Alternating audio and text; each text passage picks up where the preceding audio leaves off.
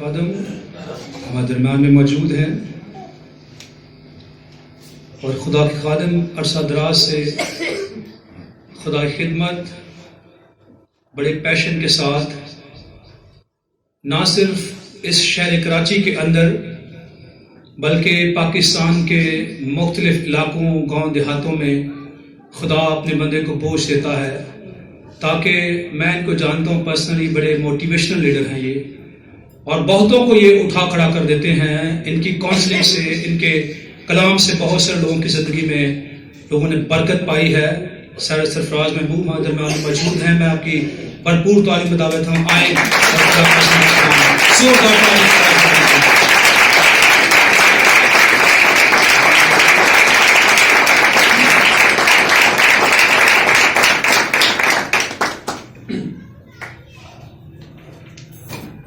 خداوند یسوع مسیح کے بابرکت اور زندہ جلالی نام میں آپ سب کو اسلام۔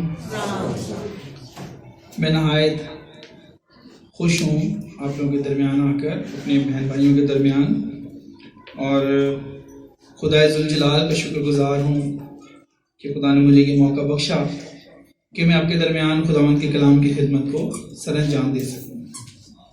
اس کے ساتھ ساتھ میں اپنے ہر دل عزیز دوست پاسٹر عرفان پیارا صاحب کا، پاسٹر ناصر صاحب کا، دیگر بہن بھائیوں کا شکر گزار ہوں کہ آپ نے مجھے یہ موقع دیا کہ میں آپ کے درمیان خداوند کے کلام کی خدمت کو سر انجام دے سکوں۔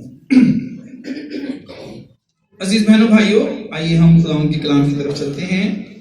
مقدس متی کی معرفت لکھی گئی ہمارے خداوند یسوع مسیح کی انجیل، پہلا باب 18ویں آیت سے 25ویں آیت تک تلاوت کلام مقدس ہوگی۔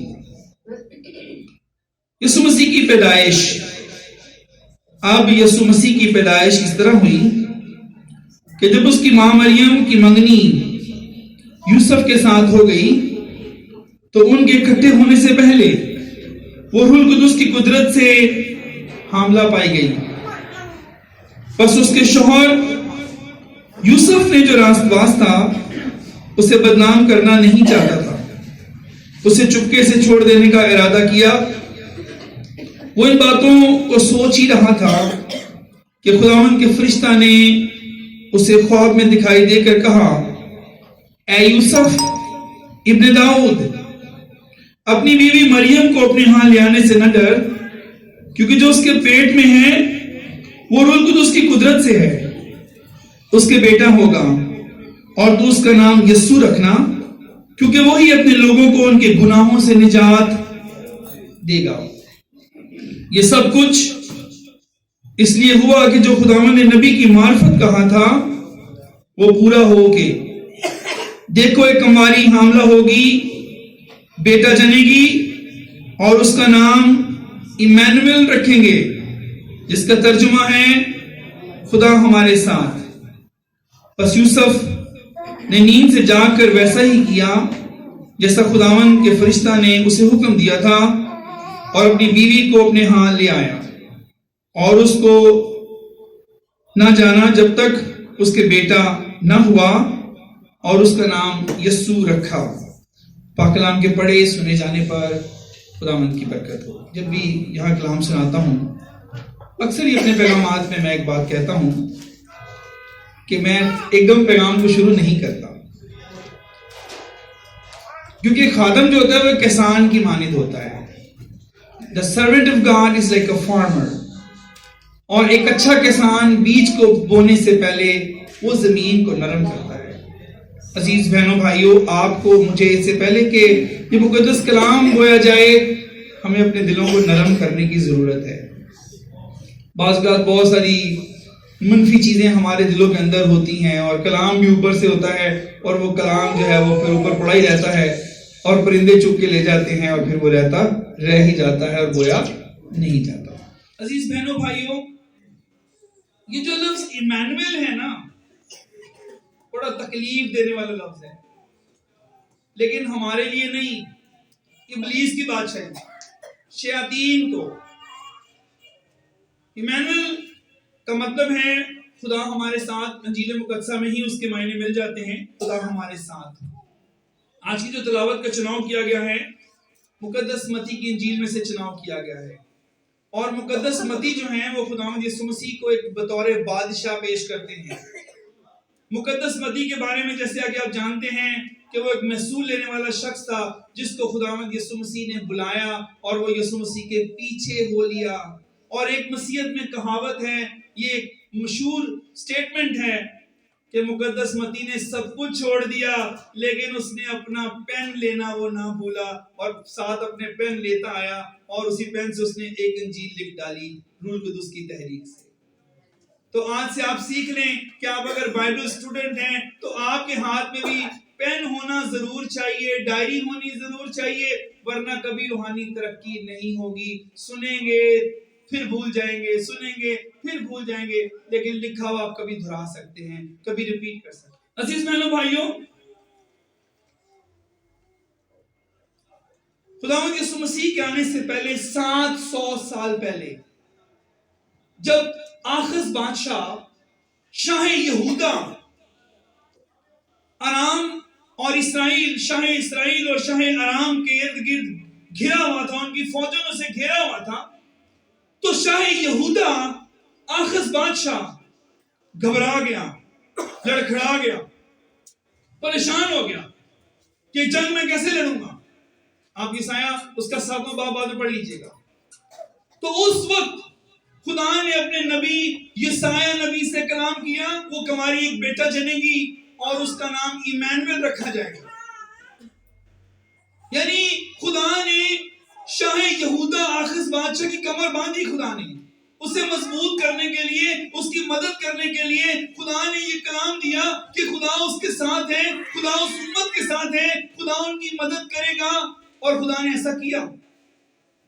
عزیز بہنوں بھائیوں، ہم جس زمین پر رہتے ہیں یہ ایک تاریک زندگی زمین ہے، اور آدم کے گناہ کے بعد یہ تاریکی میں مغلوب ہو گئی اور تاریکی میں چلی گئی۔ انسان جب سے باغ عدن میں ناکام ہوا، اس کے بعد پھر اس کے گناہ کے باعث، چونکہ وہ شیطان کے اختیار میں چلا گیا تھا، انسان نے عجیب و غریب کام کر کر کے دکھائے، دیوی دیوتا بنائے، بال کو لے آیا، اور پتہ نہیں کتنے بت انسان لے آتا تھا اور لا کر کھڑا کرتا تھا خدا کی جگہ پر، اور وہ کہتے تھے یہ وہ خدا ہے جو آسمان سے اترا ہے۔ دراصل شیطان یہ چاہتا تھا کہ انسان جو ہے چونکہ باغ عدن میں ناکام ہوا ہے، باغ عدن میں خدا آ کر آدم اور ہوا سے ٹھنڈے وقت میں باتیں کرتا ہے، انسان اس کو مانے کہ یہ دیوی دیوتا خدا ہیں، اس خدا کو ہٹاؤ اور ان خداؤں کو خدا کی جگہ پر لا کھڑا کرو اور ان کی پوجا کرو اور ان کی پرستش کرو اور ان کو اپنے خدا مانو۔ یہی گناہ اس نے بنی اسرائیل سے کروایا، اور انہوں نے ہارون کو قائل کیا اور انہوں نے سونے کا بچڑا بنا دیا، اور انہوں نے کہا یہ وہ خدا ہے جو ہمیں مصر کی غلامی سے نکال کر لے کر آیا ہے۔ افسوس براعظم ایشیا پر کہ جتنی بت پرستی براعظم ایشیا میں ہوتی رہی ہے، ہو رہی ہے، روئے زمین پر شاید ہی کہیں پر ہوتی ہو۔ اور خدا کے لوگوں نے بھی، بنی اسرائیل قوم بھی بارہا بت پرستی کی طرف گئے اور بتوں کی پوجا کی، اور اپنے بچوں کو کوئلوں میں چلایا، اپنے بچوں کو کاٹا، اپنے بچوں کو کھایا، انہوں نے اپنے دیوی دیوتوں کو خوش کرنے کے لیے اس حد تک خدا کو قہر اور غصہ دلایا، اور خدا کی جگہ پر دیوی دیوتاؤں کو کھڑا کرتے رہے۔ لیکن خدا کی وہ خواہش، خدا ایک ایسا خالق ہے جو اپنی مخلوق کے درمیان رہنا چاہتا ہے۔ خدا آپ کے درمیان رہنا چاہتا ہے، خدا ہم سب کے درمیان رہنا چاہتا ہے۔ خدا کوئی ایسا خالق نہیں ہے، کوئی ایسا کریٹر نہیں ہے جو اپنی کریشن سے، اپنی تخلیق سے، اپنی مخلوق سے خدا الگ دلگ رہے۔ خدا ایسا خدا نہیں ہے۔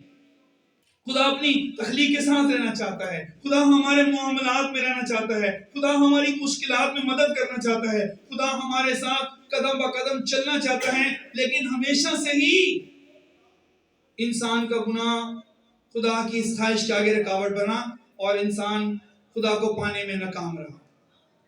لیکن 700 سال پہلے قبل از مسیح، خداوند یسوع مسیح کی پیدائش سے 700 سال پہلے خدا نے یسایہ نبی سے کلام اور اس کی ہمت باندھ دے میں اس کی مدد کروں گا. ایک کماری حاملہ ہوگی اور وہ بیٹا جنے گی اور اس کا نام ایمانویل رکھیں گے. اور نشان کے طور پر خدا نے شاریہ شوب کو آگے رکھا, یسایہ کے بیٹے کو آگے رکھا, اور خدا نے وعدہ کیا کہ ایک وقت آئے گا, ایک کماری حاملہ ہوگی, ایک بچے کو جنے گی, اس کا نام ایمانویل رکھا جائے گا. اب سوال یہ ہے کہ خداوند یسوع مسیح کا نام ایمانویل بھی رکھا کیوں نہیں گیا؟ جب کلام آیا تو پھر ایمانویل نام ہونا چاہیے تھا یسوع کا. یسوع کا نام ایمانویل کیوں نہیں رکھا گیا؟ یسوع مسیح کا نام جو سب سے خاص طور پر نام آیا وہ یسوع آیا کیونکہ وہ اس کی کام کے مطابق بالکل ایکیوریٹ تھا کہ یہ اپنے لوگوں کو نجات دے گا. اسی تلاوت میں ہم نے پڑھا کہ اپنے لوگوں کو نجات دے گا. نجات کا سارا کام کرنے کے لیے خداوند یسوع مسیح روئے زمین پر آئے, لیکن اس کے ساتھ ساتھ خداوند یسوع مسیح کو بہت بڑے بڑے نام دیے گئے. عجیب, مشیر, خدائے قادر, ابدیت کا باپ, سلامتی کا شہزادہ, the Prince of Peace. عجیب, مشیر, خدائے قادر, ابدیت کا باپ, سلامتی کا شہزادہ, یہ بڑے بڑے نام خداوند یسوع مسیح کو دیے گئے. عزیز بہنوں بھائیوں, شیطان جو عرصہ دراز سے آج موجودہ دور میں بھی بہت سارے مذاہب عالم میں بتوں کو کھڑا کرتا ہے, بت نصب کروا دیتا ہے, وہاں پر خدا حقیقتاً اپنی اس خواہش کے ساتھ خدا نے پھر ایک دفعہ باغ عدن کا منظر بنا دیا. یسوع آ اترے, ایمانویل آ اترا, انسانوں کے درمیان رہا. کیا عجیب بچہ تھا, کیا عجیب مشیر خدائے قادر ہے, کیا آنے کا انداز ہے. تاریکیوں کے اندر نور چمک گیا. یسوع کے آنے کا انداز دیکھیں. غریب ماں باپ کا چناؤ کیا, غریب حقیر جگہ کا چناؤ کیا, چرنی میں یسوع کو رکھا گیا. غریبوں کو پسند کیا, امیر ہونا پسند نہیں کیا, امیروں کے لیے سخت کلام کیا. امیر کا خدا کی بادشاہ میں داخل ہونا اتنا مشکل ہے جتنا اونٹ کا سوئی کے ناکے سے گزرنا. کافی سال پہلے میری ایک اسٹوڈنٹ نے سوال کیا, مجھے بڑا اچھا لگا. کہنے کی سر یہ بتائیں کہ جب یسوع مسیح بادشاہوں کا بادشاہ ہے تو کسی بادشاہ کے گھر میں کیوں نہیں پیدا ہوا؟ مجھے سوال بڑا اچھا لگا. میں نے کہا بیٹھ جائے, میں جواب دیتا ہوں. میں نے اس ٹائم نواز شریف کی حکومت تھی.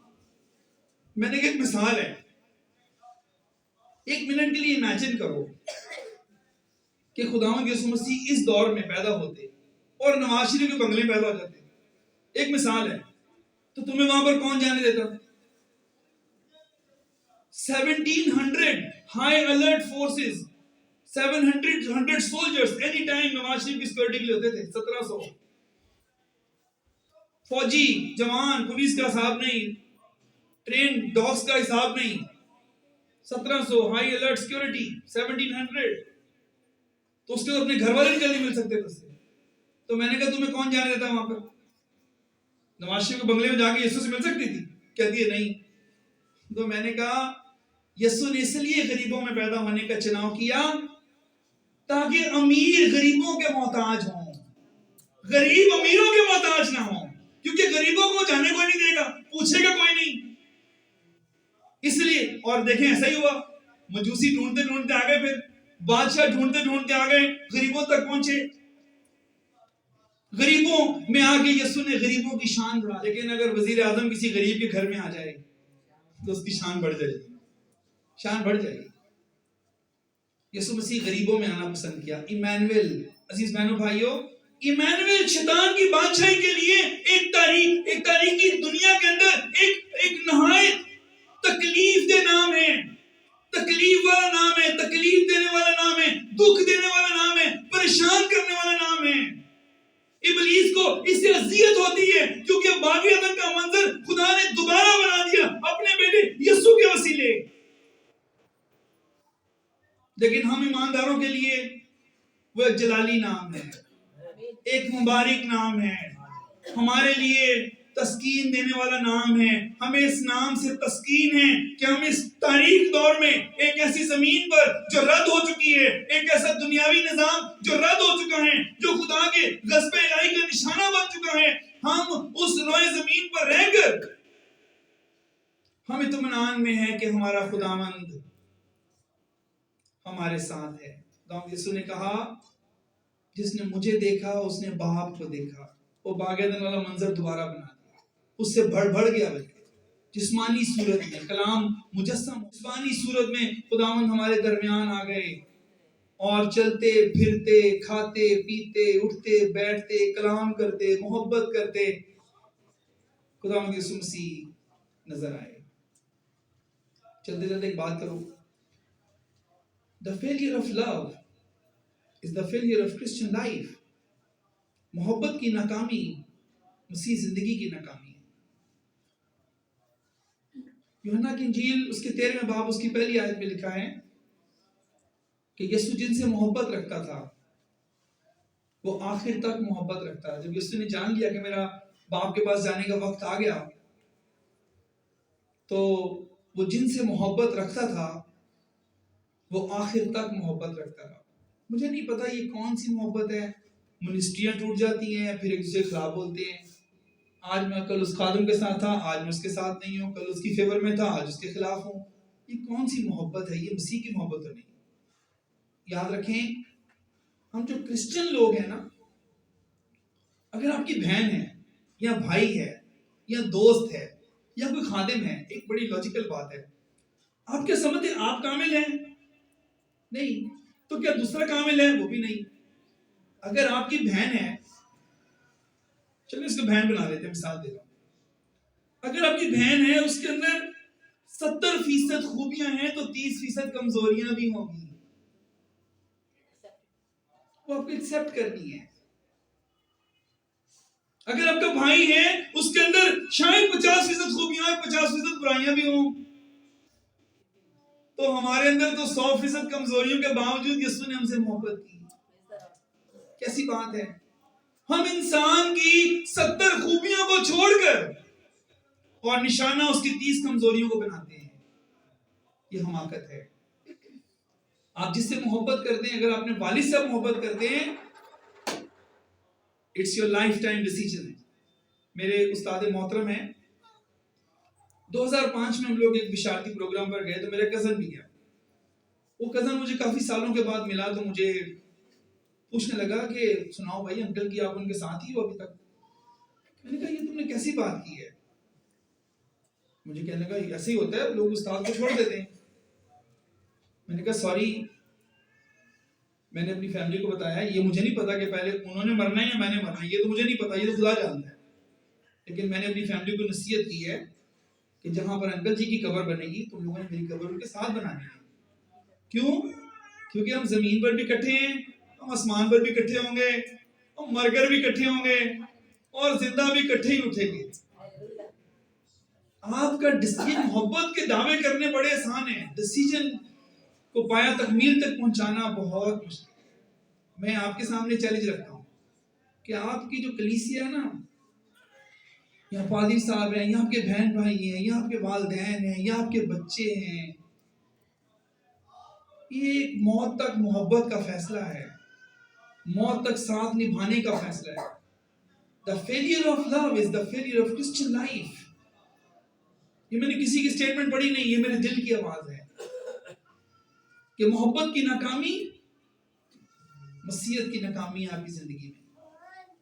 تو مسیحیت کبھی ناکام نہیں ہوتی, لیکن ہم اس کو کر دیتے ہیں اپنے وسوسوں سے اور اپنے خیالات سے اور اپنی شیلونس سے. عزیز بہنوں بھائیوں, ہم محبت کرتے ہیں, خدا محبت رکھتا ہے. آپ یہ خدا کا انداز محبت دیکھیں, اور جب آپ کسی کے لیے محبت رکھ دیتے ہیں وہ پھر ختم نہیں ہو سکتی. دنیا نے, خدا کے بزرگان نے دین کو رد کیا, قتل کیا, محبت ختم نہیں ہوئی. دنیا نے خدا کے انبیاء کرام کو قتل کیا, رد کیا, محبت ختم نہیں ہوئی. خدا 400 سال خاموش رہا, محبت ختم نہیں ہوئی. 2500 سال تک بزرگان دین کو رد کیا گیا, محبت ختم نہیں ہوئی. 15 صدیوں تک, 1500 سال تک انبیاء کرام کو رد کیا گیا, محبت ختم نہیں ہوئی. خدا 400 سال خاموشی میں چلا گیا, محبت ختم نہیں ہوئی. اس کے باوجود بھی خدا ایمانویل کی صورت میں اس روئے زمین پر اتر آیا. خدا ہمارے ساتھ ہیں. جب خدا آپ کے اور میرے ساتھ ہے تو پھر ہم کچھ کر کے دکھائیں، ہم یہ ثابت کریں۔ کلام میں لکھا ہے داؤد ترقی پہ ترقی کرتا گیا کیونکہ رب الافواج اس کے ساتھ تھا۔ یہ ایک چیلنج ہے، کچھ کر کے دکھائیں، دعائیہ جنریٹر بنے، کلیسیا کو دعا کی سپلائی دیں، دعائیہ قوت آپ میں سے نکلے، کلام کا جنریٹر بنے، بہت سارے لوگوں کو، کھوئے ہوئوں کو، بھٹکے ہوئوں کو تلاش کریں۔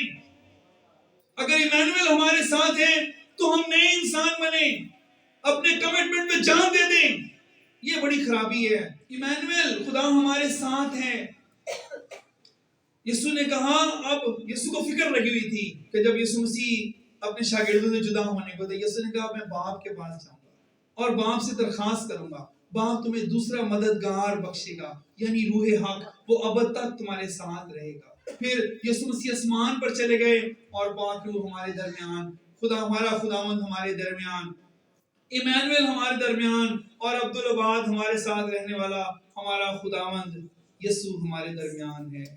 کرسمس بہت بڑا دن ہے، کرسمس بہت بڑی سیلیبریشن ہے۔ کرسمس چھوٹا دن نہیں ہے۔ جس نے آپ کا دل دکھایا ہے آپ اس کو معاف کریں، جس کا آپ نے دل دکھایا ہے جا کر معافی مانگے۔ دونوں ہی کام بڑے مشکل ہے، کسی کو معاف کرنا بھی بڑا مشکل ہے، توبہ توبہ، اور معافی دینا اور معافی مانگنا، یہ دونوں ہی بڑے کام، مشکل کام، بہت مشکل کام، ویری ڈیفیکلٹ۔ پہلی بات ہے انسان اپنی غلطی مانتا ہی نہیں تو معافی مانگنی کیا ہے، بہت مشکل کام ہے۔ پھر ہم کرسمس منانے والے ہوں گے۔ چلیں جی، ایمانویل تو آ گیا، ہماری ذمہ داری کیا ہے؟ چل آگے چلتے ہیں۔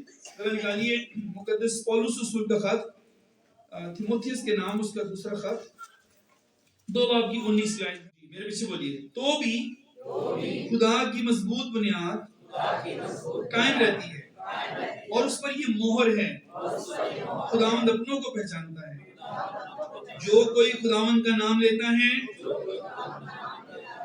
ناراستی سے باز رہے۔ خدا اپنوں کو پہچانتا ہے۔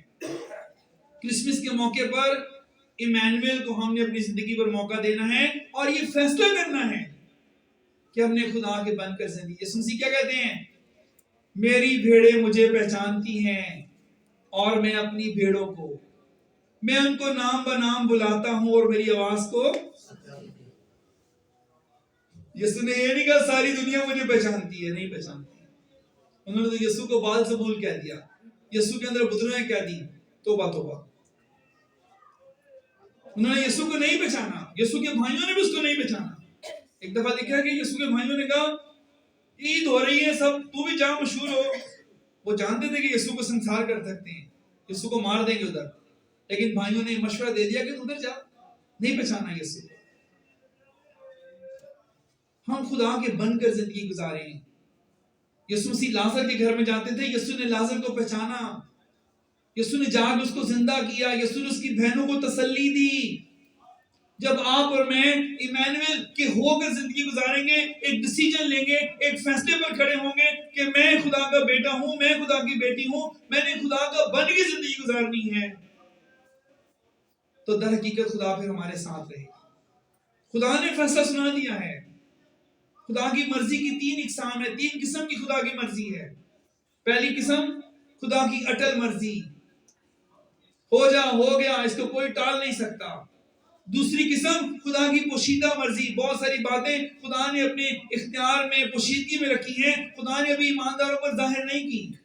اور تیسری قسم پرمیسو ول آف گاڈ، یعنی خدا کے احکام جو انسان مانے یا نہ مانے، یہ اس کا اپنا ڈیسیجن ہے، یہ اس کا اپنا فیصلہ ہے، خدا نے اس کے اوپر چھوڑا ہے۔ فرشتوں کو بھی خدا نے آزاد مرضی دی اور انسان کو بھی آزاد مرضی دی کہ وہ خدا کی بات مانے یا نہ مانے۔